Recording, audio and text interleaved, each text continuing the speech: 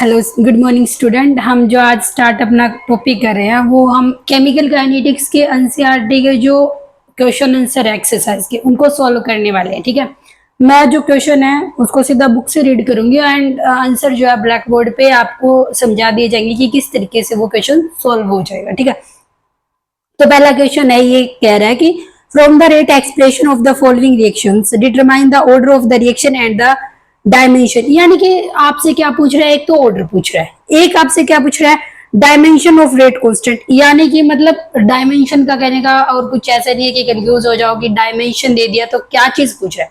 Basically वो यही पूछ रहा है कि जो रेट कांस्टेंट होगा उसकी यूनिट क्या होगी। सबसे पहले जो रिएक्शन है वही है, NO है, इसका डिकम्पोजिशन रिएक्शन हो रही है N2 और NO2 के अंदर। ठीक है, अब इसने जो क्वेश्चन के अंदर ही दे रखा है, आपको रेट लिख के दे रखा है। रेट क्या है, रेट कांस्टेंट इनटू में NO2 सॉरी NO की पावर जो है देखो, अब हमें पता है रेट, हमें इतना तो पता ही है कि रेट जो होता है वो रेट कांस्टेंट इनटू में कंसंट्रेशन होता है, और कंसंट्रेशन की जो पावर होती है वही क्या होती है, उसका ऑर्डर होती है। तो सबसे पहली चीज जो हमें पूछ रहा है ऑर्डर क्या होगा, तो ऑर्डर तो हमें जो एक्सप्रेशन दे रखा है रेट और रेट कांस्टेंट का, तो वहां से हमें क्लियर हो जाएगा कि जितने भी रिएक्टेंट होंगे उनकी जो पावर्स होगी उनको हम ऐड कर देंगे तो हमारे पास क्या आ जाएगा, उसका ऑर्डर आ जाएगा। तो यहाँ पे एक ही रिएक्टेंट है उसकी पावर 2 है, तो इसमें और ऐसे तो है नहीं कि भी और ज्यादा रिएक्टेंट है उनकी पावर को जोड़ के बताएंगे।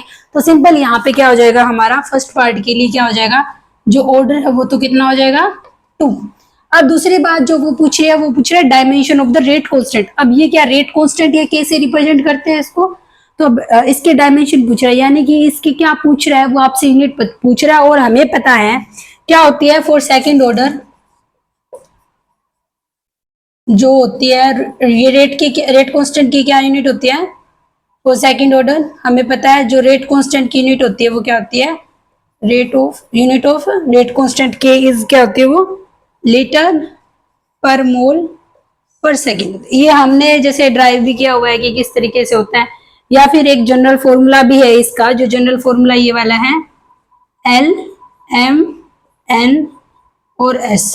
ठीक है, हमें ये क्या है, इसका जनरल फॉर्मूला है किसी भी यूनिट निकालने का, किसकी, रेट कांस्टेंट की।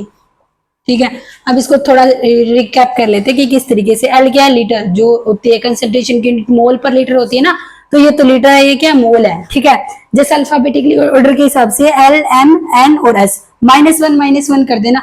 आप चाहे जीरो ऑर्डर हो, फर्स्ट ऑर्डर हो, second order, n third order, nth order, whatever be the order of the reaction, but जो आप रेट कांस्टेंट की यूनिट लिखोगे आप उसके अंदर हमेशा एक चीज ऑब्जर्व करोगे कि पर सेकंड रहता है, ऐसा नहीं होता पर सेकंड स्क्वायर, पर सेकंड क्यूब, ऐसे कभी नहीं आता, हमेशा ये वाली चीज फिक्स रहती है चाहे कौन सा हो। इतनी बात तो क्लियर होगी। फिर तो दूसरी क्या है भाई, ऐसे ऐसे इसमें वेरिएशन होती रहती है कि लीटर पर लीटर मोल आएगा, या फिर आप ऐसे को मोल पर लीटर आएगा, या फिर लीटर पर मोल आएगा। भाई मोल पर लीटर आएगा या लीटर पर मोल आएगा, इसमें भी ऐसे हो सकता है, या फिर ऐसे भी हो सकता है कि लीटर स्क्वायर पर मोल स्क्वायर। तो अब इसके जो लीटर और मोल है उसमें वेरिएशन होती रहती है कि क्या होगा, तो इसी का है ये ऊपर लीटर नीचे मोल, n-1, n क्या ऑर्डर है, तो जैसे जैसे आप ऑर्डर पुट करते जाओ, जैसे n 0 होगा, 1 होगा, 2 होगा।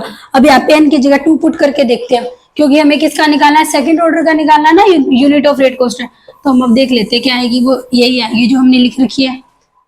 पुट करो n की जगह आप 2 पुट करो, n क्या है ऑर्डर है ना, तो लीटर लिखा, मोल लिखा, n की जगह 2 कर दिया, 2 - 1 और पर सेकंड 2 में से बन जाएगा 1 ही बचेगा, तो लीटर मोल यहाँ पे 1 आ जाएगा और पर सेकंड, तो ये कितना आ जाएगा, लीटर की 1 मोल की 1 और क्या आ जाएगा पर सेकंड। ठीक है, आपको पता है नीचे इसकी पावर 1 ऊपर जाएगा तो क्या हो जाएगी, -1 हो जाएगी ना, तो ये वाली हो जाएगी इसकी, और यही क्या है हमने लिखी है। ठीक है, तो ये हो गया हमारा जनरल फॉर्मूला। जैसे 1 मार्क्स में अगर क्वेश्चन आता है तो यू कैन आप यहाँ से कर सकते हैं इस क्वेश्चन को, अगर आपको जनरल फॉर्मूला याद है, अदरवाइज डेरिवेशन से भी कर सकते हैं। जैसे आपको स्टेबल के अकॉर्डिंग टू द टाइम कि आपके पास कितना है, आप ड्राइव करके कर सकते हैं, डायरेक्ट कर सकते हैं, और मार्क्स के बेसिस पे भी कि अगर 1 नंबर का है तो सीधा लिखनी होती है, उसमें ड्राइव करने की जरूरत नहीं, अगर 2 नंबर में क्वेश्चन आ रहा है तो आपको ड्राइव करना पड़ेगा। ठीक है, तो इसी तरीके से आई होप सारे क्वेश्चन आप कर लोगे। फर्स्ट जो पार्ट है उसका जो पहला पार्ट है वो मैंने करवा दिया है, सेकंड पार्ट देख लेते हैं यहाँ पे क्या होगा। देखो सेकंड पार्ट के अंदर आपको जो रेट है वो दे रखा है, क्या दे रखा है आपको सेकंड पार्ट के अंदर, आपको रेट गिवन है, रेट कांस्टेंट इनटू में कंसंट्रेशन ऑफ H2O2 की पावर जो है 1 दे रखी है, ठीक है, और आई नेगेटिव। देखो अब की बार हमारे पास जो है रेट जो है वो दो रिएक्टेंट है, हाइड्रोजन पेरोक्साइड है और आयोडाइड आयन है, ठीक है, आई नेगेटिव है। तो अब इन दोनों की कंसंट्रेशन की पावर जब हमें पता कुछ भी नहीं दे रखा तो अंडरस्टूड है वो कितनी है, 1 है। और हमें दो चीजें पूछ रही है क्वेश्चन के अंदर, क्या पहला तो निकालो ऑर्डर, दूसरा निकालो आप यूनिट ऑफ रेट कांस्टेंट। तो अगर हम इसकी बात करें यहाँ पे 1 है, यहाँ पे 1 है, तो ऑर्डर क्या आ जाएगा, ऐड करने पे मिलता है ना 1 + 1 कितना आ जाएगा 2। और यूनिट ऑफ रेट कांस्टेंट जो अभी हमने पीछे वाले में निकाली लीटर पर मोल पर सेकंड आ जाएगी, ठीक है। आगे वाला क्वेश्चन देखिए क्या कह रहा है, थर्ड में जो रेट कांस्टेंट दे रखा है, आप देखो रेट जो है वो क्या दे रखा है, रेट कांस्टेंट इनटू में फॉर्मेल्डिहाइड जो है उसकी जो कंसंट्रेशन की पावर 3/2 है, ठीक है। तो अब हमने क्या कहा कि कंसंट्रेशन की जो पावर होती है वे क्या होता है, ऑर्डर, ठीक है। अब यहाँ से एक चीज और क्लियर हो रही है, जब हम ऑर्डर और मोलिकुलरिटी के बीच का डिफरेंस पढ़ते हैं तो हम उसके अंदर एक डिफरेंस ये भी बताते हैं कि molecularity of reaction can not be fraction, की भी मोलिकुलरिटी फ्रैक्शन में नहीं हो सकती। ऐसा नहीं हो सकता कि भी आधा मोलिक्यूल रिएक्ट कर रहा है या फिर 1.5 मोलिक्यूल या 3/2 जो है मोलिक्यूल रिएक्ट करे, ऐसा कभी नहीं होता। जबकि ऑर्डर जो हमने पढ़ा था, ऑर्डर कैन बी 0, फ्रैक्शनल और मतलब होल वैल्यू भी हो सकती है, जैसे 1 2 3, 0 भी हो सकता है और फ्रैक्शन में भी हो सकता है। ये आप इस एग्जांपल से समझ सकते हो जो फर्स्ट क्वेश्चन का थर्ड पार्ट है, ठीक है। ऑर्डर 3/2। अब वही बात है, अब आपको यूनिट निकालनी किसकी, रेट कांस्टेंट की। अब यहाँ पे ऐसे हो सकता है कि भाई हमने तो 3/2 की पढ़ी नहीं, क्योंकि हमने तो 0 order, first order, second order की निकाली है। तो आप यहाँ पे क्या कर सकते हो, उस फॉर्मूले से लगा सकते हो लीटर मोल। यहाँ पे क्या था, n-1 था, n की जगह ऑर्डर लिखते थे 3-2, 3/2 -1 हो जाएगा। पर सेकंड का पर सेकंड रहता है, 3/2 -1 करोगे तो 1/2 बचेगा ना, लीटर मोल इसकी पावर 1/2 पर सेकंड। तो यहाँ पे क्या आ जाएगा, लीटर की 1/2 और मोल की माइनस का 1/2 और पर सेकंड। ये हमारी यूनिट हो जाएगी किसकी, रेट कांस्टेंट की, ठीक है। आगे वाला क्वेश्चन देखिए, इसी का पार्ट है, रेट की दे रखी है C2H5Cl, मतलब इसकी रेट जो दे रखा है वो दे रखा है हमें कितना, रेट इज इक्वल टू के C2H5Cl। अब इसकी पावर कितनी, कंसंट्रेशन की पावर 1 है तो इसका ऑर्डर 1 है। और हमें पता है फर्स्ट ऑर्डर के लिए जो यूनिट होती है रेट कांस्टेंट की वो क्या होती है, पर सेकंड होती है। आई होप आपको इस पहले क्वेश्चन क्लियर हो गया होगा, ठीक है, इसके अंदर कोई डाउट नहीं होगा। अब हम जो आगे वाला करने वाले हैं वो है हमारा क्वेश्चन नंबर 2। देखो जब भी आपको न्यूमेरिकल निकालने होते हैं, एक बात मैं हमेशा कहती हूँ, आप जब भी कोई भी न्यूमेरिकल सॉल्व करें, ज्यादातर जनरल चांसेस ये थे फिजिकल केमिस्ट्री के अंदर न्यूमेरिकल पोर्शन ज्यादा आता है, न्यूमेरिकल पूछे जाते हैं। तो जब भी आप न्यूमेरिकल करते हैं तो आप ये चीजें ध्यान रखो कि क्वेश्चन में जो चीज दी गई है, गिवन डेटा होगा, कुछ ना कुछ किसी चीज की वैल्यू दी होगी, तो सबसे पहले देख लो भी ये वाली चीज गिवन है, गिवन लिख लो। फिर दूसरे पार्ट में आप लिखो रफली कि भाई क्या चीज निकालनी है आपको, ठीक है। फिर तीसरी चीज ये देखो कि जो चीज दी हुई है और जो चीज निकालनी है, क्या उन दोनों के बीच का आपने कोई ऐसा रिलेशन पढ़ रखा है जो भी टॉपिक है कि, और अगर ऐसा हो सकता है कि एक से ज्यादा रिलेशन हो, तो फिर ये देखो, जैसे फॉर एग्जाम्पल, जैसे मान लो आपको फ्रीक्वेंसी क्या गिवन है, ठीक है, आपसे क्या पूछ रहे हैं, एनर्जी पूछ रहे हैं, तो आप कह सकते हो कि हमने एक रिलेशन पढ़ रखा है E = hν वाला, तो हम ये वाला लगा देंगे, ठीक है।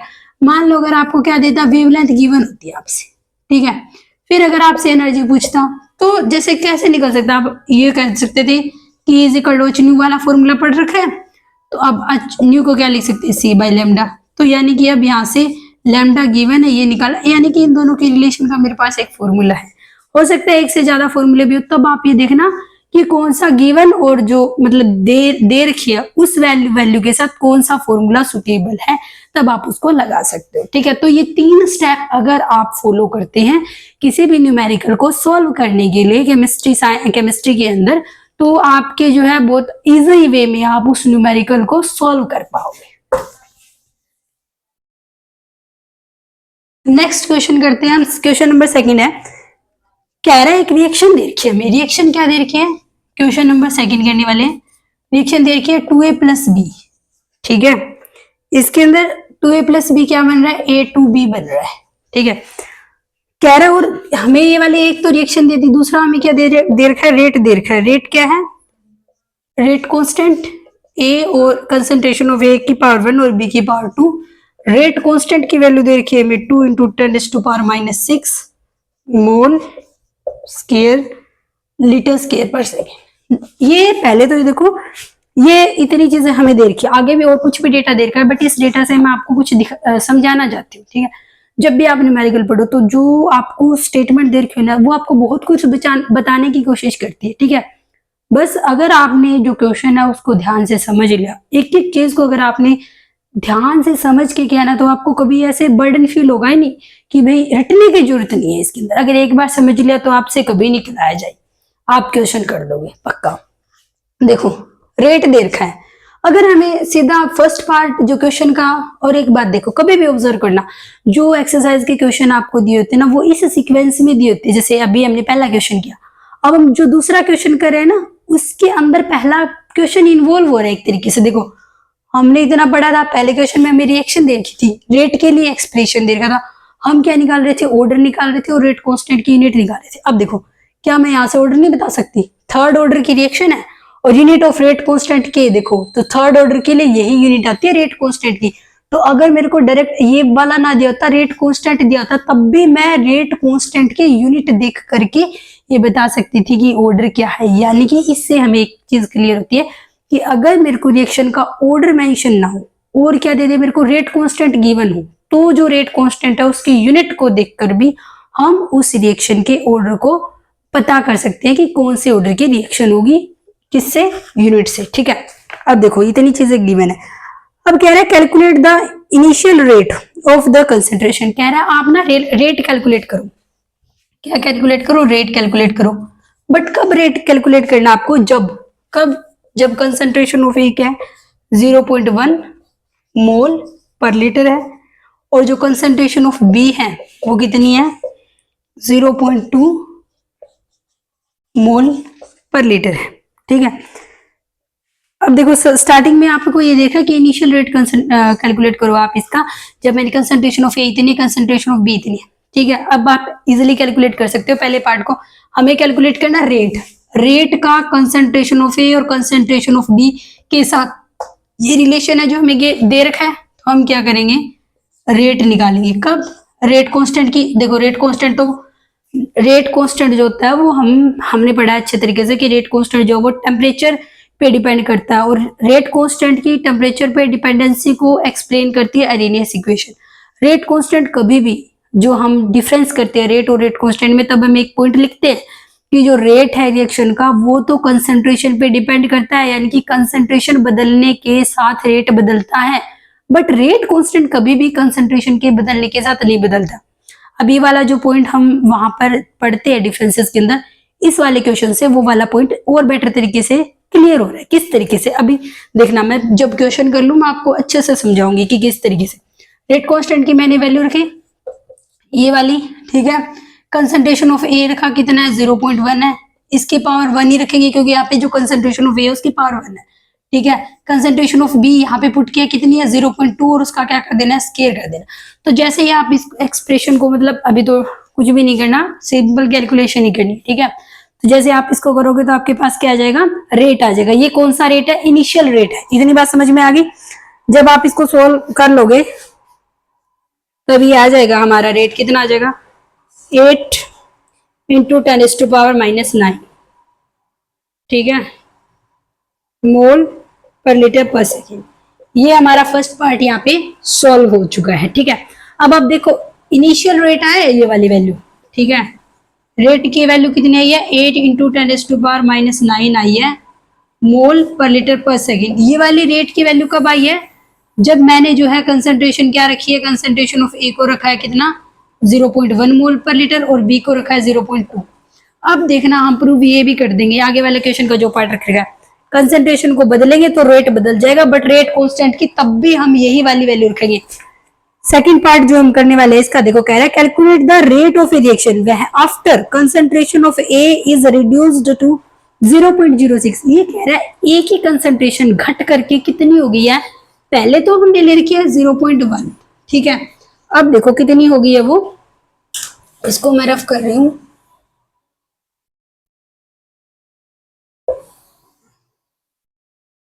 इसको भी कर देते। अब देखो कह रहा है जो कंसंट्रेशन ऑफ ए स्टार्टिंग में आपने 0.1 ली थी ना, वो अब घट के कितनी हो गई, 0.06 हो गई है। ठीक है, तो कह रहा है तब आप क्या करो, रिएक्शन का रेट, पहले पार्ट में तो आपसे इनिशियल रेट कैलकुलेट कराया जो हमने कर लिया, ए की कंसंट्रेशन 0.1, बी की कंसंट्रेशन 0.2। अब सेकंड केस कह रहा है कि कंसंट्रेशन कम हो गई भी, जब रिएक्शन प्रोसीड हो रही है तो रिएक्टेंट की कंसंट्रेशन तो डिक्रीज हो रही है, तो वो उस टाइम की बात कर रहा है जब मेरे क्या हो जाएगा, कंसंट्रेशन ऑफ ए 0.6 होगी।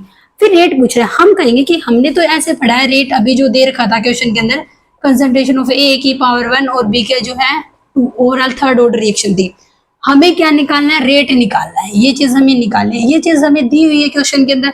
कंसंट्रेशन ऑफ ए इसने दे दी कि भी ए जब 0.06 हो जाएगा तब आप रेट निकालो। अब कहता क्या है, बी भी तो निकालना पड़ेगा कि उस टाइम पे जब मेरा कंसंट्रेशन ऑफ ए 0.06 है तब कंसंट्रेशन ऑफ बी कितनी है।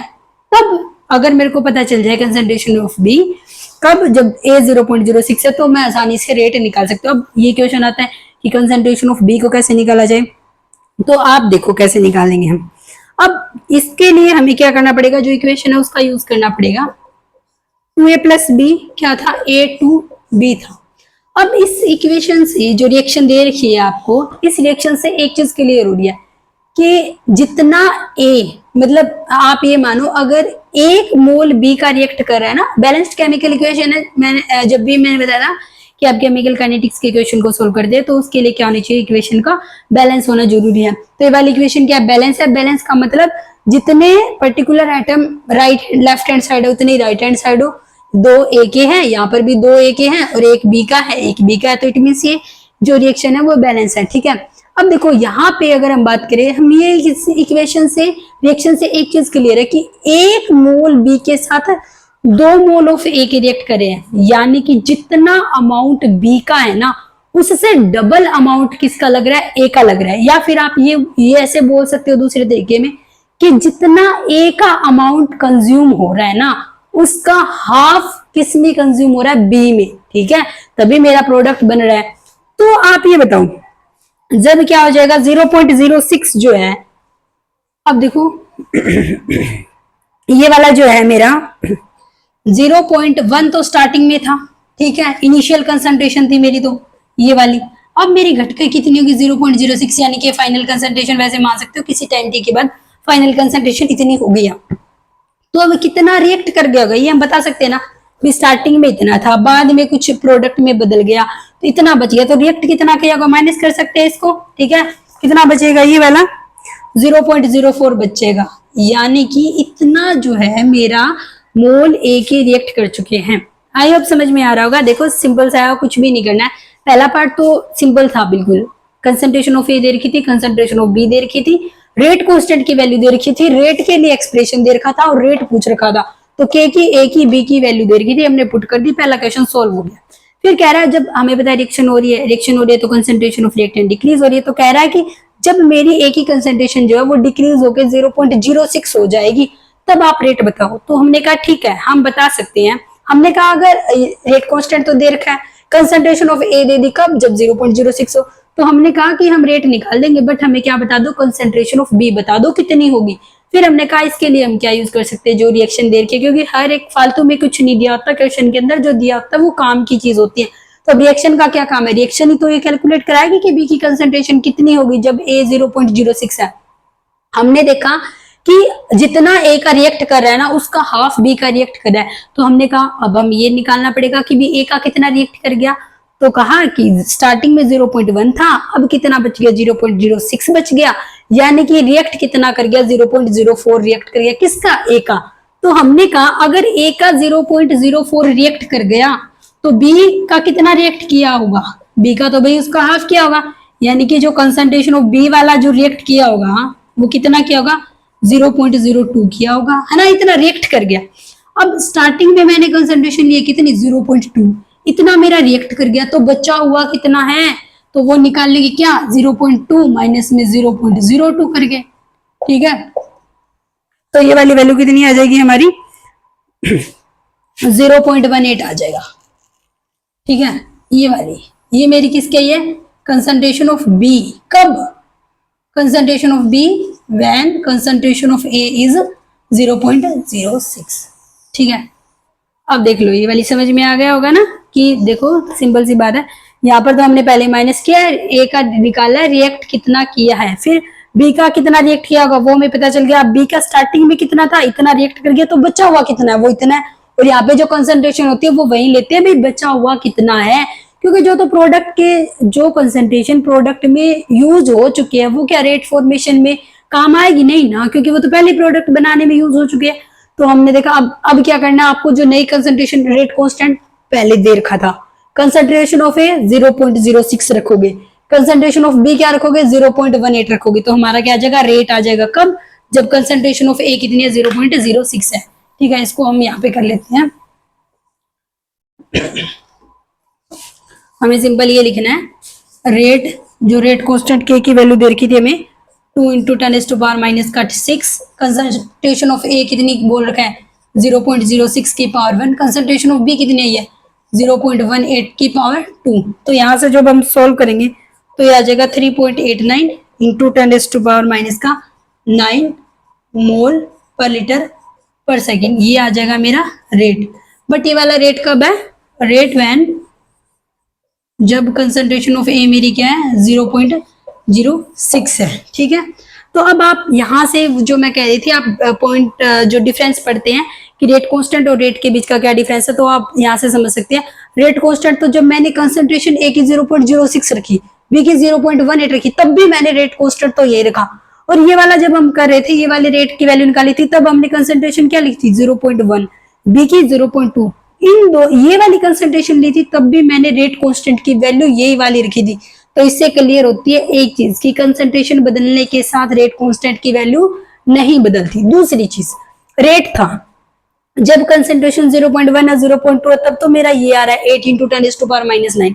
जब मैंने कंसंट्रेशन 0.06 और 0.1 है, तब मेरा रेट कितना आ रहा है 3.89 आ रहा है।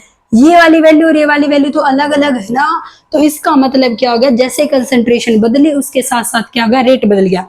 तीसरी चीज जो हम इसके असर से समझ सकते हैं, ठीक है, वो क्या है, जैसे जैसे हम कहते हैं factors affecting rate of reaction के अंदर हम ये कहते हैं, पहला ही पॉइंट हम ये पढ़ते हैं कि nature of concentration of reactant के ऊपर किसी भी रिएक्शन का रेट डिपेंड करता है, यानी कि कंसंट्रेशन बढ़ेगी तो रेट बढ़ेगा, कंसंट्रेशन कम हो जाएगी तो रेट कम हो जाएगा। वो वाला पॉइंट भी यहाँ से क्लियर होता है। स्टार्ट ए की कंसंट्रेशन कितनी है 0.1, बी की कितनी है 0.2, यहाँ पर कितनी है ए की कंसंट्रेशन 0.06, 0.1 से 0.06 छोट कम है ना, तो कंसंट्रेशन ऑफ ए घट गया, 0.2 है 0.18 है, यानी कंसंट्रेशन ऑफ बी भी घट गई। तो अगर ए और बी की कंसंट्रेशन घट गई है तो यहाँ पे आप देख सकते हो रेट यहाँ पे 8 है, 10⁻⁹ यहाँ पे भी है, 9 यहाँ पे भी है, तो ये कितना है 3.89 है, और ये कितना है 8 है। ठीक है, तो आप देख सकते हो रेट की वैल्यू क्या हो जाएगी, कंसंट्रेशन के कम होने के साथ क्या हो जाएगी, कम हो जाएगी। देखो स्टूडेंट्स, दो चीजें होती है, एक तो ये होता है कि सीधा क्वेश्चन करवा दिया, ठीक है, समझ में आ जाएगा। आप इवन दो अगर आप वैसे भी आपको समझ में नहीं आ रहा, मान लो आपने कोई मतलब वीडियो वगैरह कहीं कुछ नहीं देखा, आपने खुद से आपके पास सॉल्यूशन है मान लो, ठीक है, आपने देखा कि हाँ ऐसे ऐसे ऐसे क्वेश्चन हो रहा है, वो तो चीज हो जाएगी, हर कोई कर लेगा कि हाँ अगर समझ में भी आ रहा है, रट के भी बच्चे कर लेते हैं, ठीक है। बट एक चीज है कि जितना पढ़ रखा है वो चीज कहाँ पे कोरिलेट हो रही है, मतलब अब इस क्वेश्चन से देखो हमने कितनी चीजें क्लियर कर ली। एक जैसे पहला क्वेश्चन किया उससे हमने वो वाला पॉइंट क्लियर कर दिया कि ऑर्डर और मोलिकुलरिटी के बीच का डिफरेंस बताती कि फ्रैक्शन में होता है और फ्रैक्शन में नहीं होता। यहाँ से हमने रेट और रेट कांस्टेंट का बता दिया, जो हम कहते हैं कि कंसंट्रेशन बदलने के साथ बदलता है रेट, और रेट कांस्टेंट नहीं बदलता। तीसरी चीज हमने ये भी सीख ली कि हमने कहते थे नेचर ऑफ रिएक्टेंट पे डिपेंड करता है, तो किस तरीके से डिपेंड करता है वो हमने यहाँ पे प्रूव करके देखते हैं। तो जब आप चीजों को समझ के करते हैं तब आपका उस टॉपिक के जो प्रति इंटरेस्ट है ना वो आपका और ज्यादा डीप होता है, मतलब आपको और ज्यादा क्यूरियोसिटी होती है कि हम भी उसको सॉल्व करके देखें। दूसरी चीज कि आपको अगर समझ के गया तो कभी भी गारंटी से लिखवा के ले लो, आपको कभी यूं फील होगा ही नहीं, बर्डन लगेगा ही नहीं कि जब आप लास्ट में एग्जाम दोगे ना, अगर आप कंटिन्यू थोड़ा थोड़ा करते जाओगे तब क्या हो जाएगा, आपका बहुत अच्छा रिजल्ट आएगा। जैसे जस्ट लाइक कि हम जो है थर्मोडाइनमिक्स में पढ़ते हैं, एक हम पढ़ते हैं रिवर्सिबल प्रोसेस, एक हम पढ़ते हैं इरिवर्सिबल, ठीक है। तो हम वहां पे कहते हैं जो रिवर्सिबल वाली है उसका वर्क डन हम जैसे कैलकुलेट करते हैं तो वो ज्यादा आते हैं। क्यों आता है, क्योंकि वो क्या हर एक स्टेप में रिवर्सिबल हो रही है और क्या है स्लो प्रोसेस होती है, जबकि जो इरिवर्सिबल वाली होती है फास्ट होती है। तो वही slow and steady and wins the race, ठीक है। तो अपना करते रहिए, ठीक है। Thank you. और जो नेक्स्ट अपने क्वेश्चंस है इसी तरीके से पार्ट्स के अंदर वीडियो आती रहेगी जहाँ पे आपको क्वेश्चंस जो है वो अच्छे से समझाए जाएंगे। Thank you for watching.